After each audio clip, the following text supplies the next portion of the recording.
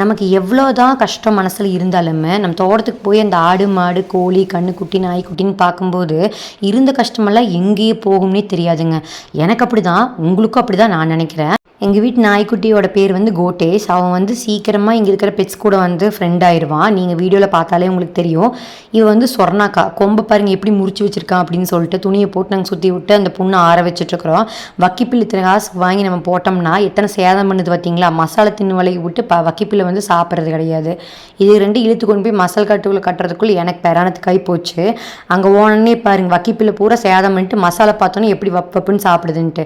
தேங்காயெல்லாம் பார்த்தீங்கன்னா அடுத்து நம்ம தேங்காய் சேல் பண்ணிட்டு இருக்கிறோம் இல்லைங்களா. ஸோ அதுக்காக நாங்கள் எடுத்து போட்டிருக்கோம். உங்களுக்கு தேங்காய் எண்ணெய் வேணும் அப்படின்னா ஸ்க்ரீனில் தெரியிற நம்பருக்கு நீங்கள் ஆர்டர் பண்ணி வாங்கிக்கலாம். கொஞ்சோண்டு மசால் வந்து கண்ணுக்குட்டி ஆகட்டும் அப்படின்னு சொல்லிட்டு கொண்டு வந்து போட்டிருந்தோம். இந்த ஒரு இடம் பார்த்திங்கன்னா நம்ம ஒரு பர்பஸ்க்காக வந்து ரெடி பண்ணி வச்சுருக்கோம். அது என்ன அப்படிங்கிறத அடுத்த வீடியோவில் சொல்கிறேன். அடுத்த ஆட்டை கொண்டு போய் கட்டிட்டு நம்ம வீட்டுக்கு வந்து வந்தாச்சுங்க.